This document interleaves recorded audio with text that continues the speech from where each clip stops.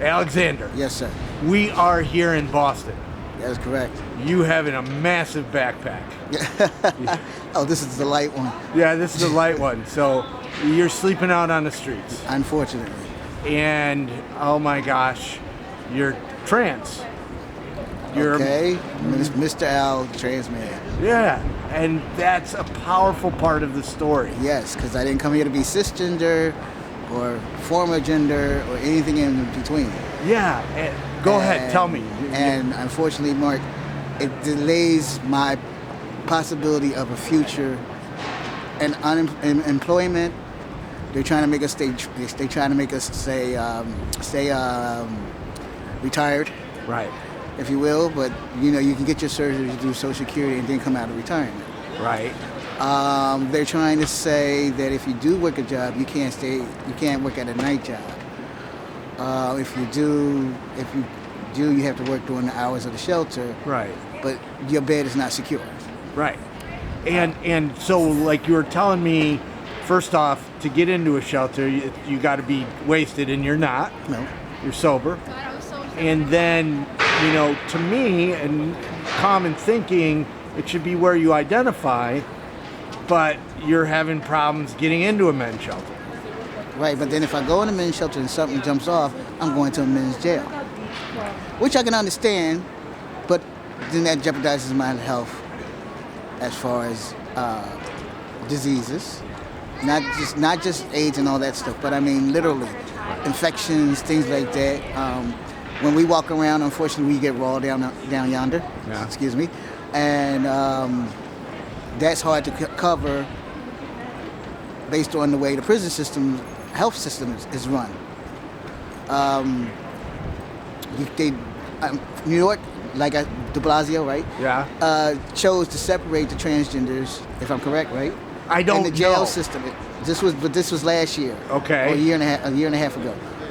I don't know if he completed that because I haven't met anybody. The only person I met from New York was a trans female. Right. But I couldn't get her history to find out how long she's been out and where was she placed at. Unfortunately, I haven't met any trans male from New York. So the issue with that is if the key is the home.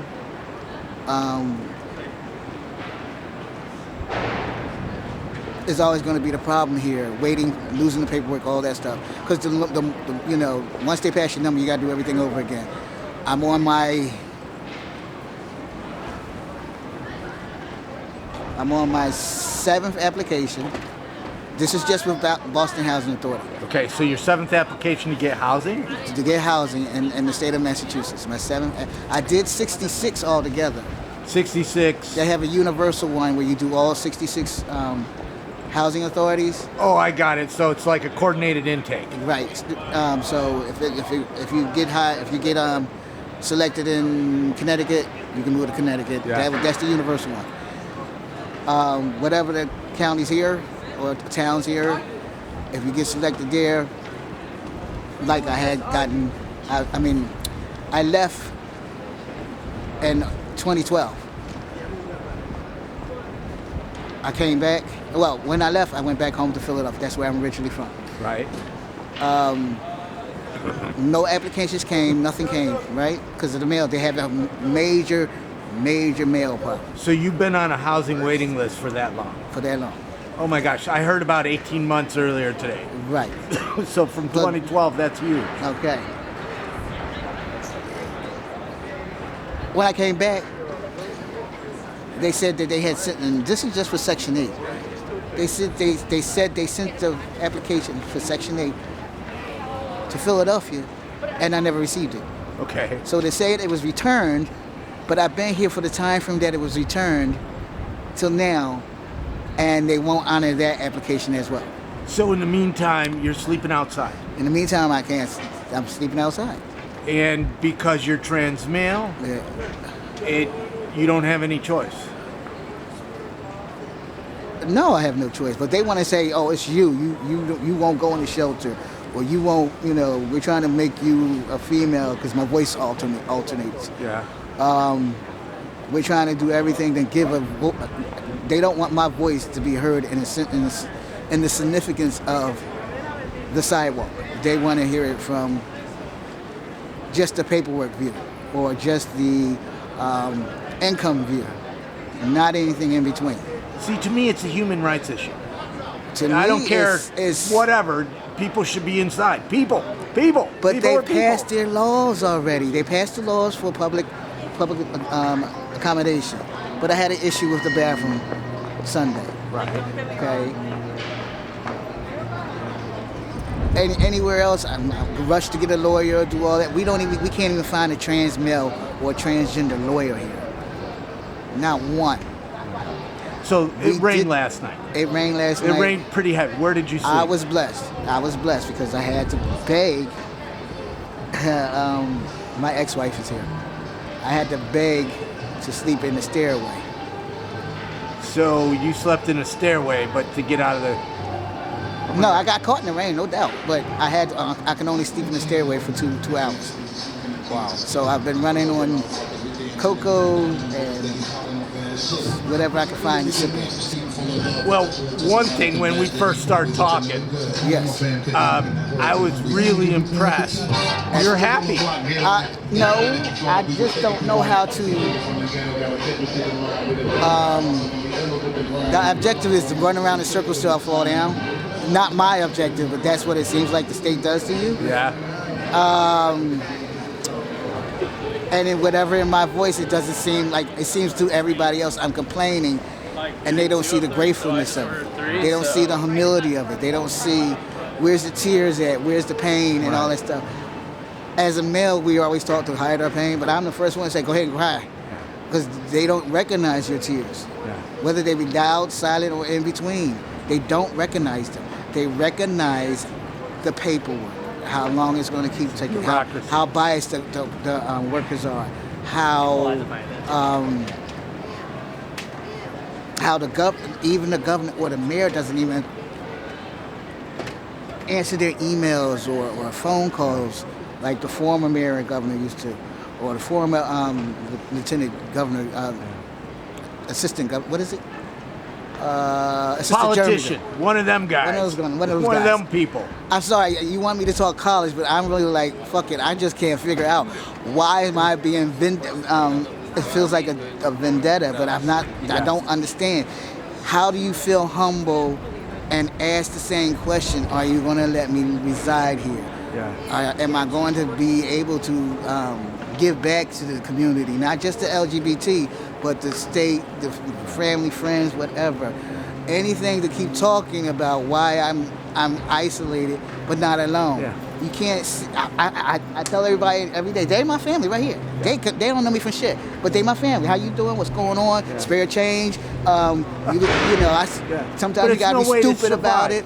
What's your future like? But this is, you have to look at it from my point of view. 8 years already. I'm trying to just survive in this way. Right. 8.5 years of surviving this way. And blessed, by the way. Thank you. But another 8 years of this, that'll be 20 years waiting to be me. 20 years waiting to be housed. 20 years waiting to be housed. 20 years to be waiting to be me, and almost 20 years on the same income level. Wow. Do you understand that time frame? My heart goes out to you. I'll be 90 years old trying to get another. They won't even have GEDs for 90 years old. Not saying that education like that, but it would be a new version of the degree would be the new version of the GED. So I don't know what to say or do, but I just wait and scrounge around. 20 years waiting to be yourself. 20 years waiting for housing. That's powerful. Right, wow. and 20 years on the same income. That's almost 60 years of just saying, am I a resident yet? Can I be a citizen? Where's my new wife going to be? Am I going to be stuck with kids, raising somebody else's kids again? Wow. Am I going to be able to, everybody wants to label for transgender because they see the sexual part of it, but they don't see the drama part of it. And I don't mean the negative drama, I mean the suffering of it. If I had a penny for every time someone says, well, we got to put this one over you, or this one over you, or this one over you, or this one over you, I'd be a trillionaire and still would have enough money for the deficit, to be clear. Well, I try to. These can't go too long. Got to ask you, what if you had 3 wishes? What would they be? My wish: enough money to buy a rental private apartment. I've been waiting. My birthday present was supposed to be the apartment and my surgery, but apparently.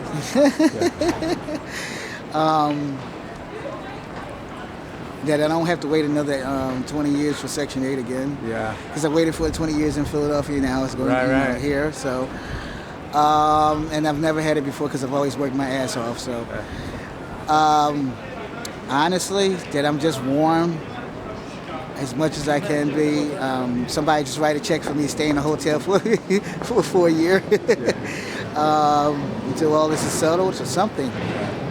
Honestly, just that so people see that I'm really humble, grateful that they allowed me to be alive, but I wanted to continue so I can have my peace of mind. Because this is the 2nd time coming back. I mean, this is the 5th time coming back. This is the 6th time coming back for peace. Just the peace alone. Yeah. Well, thank you very much for talking to me. But we're not invisible.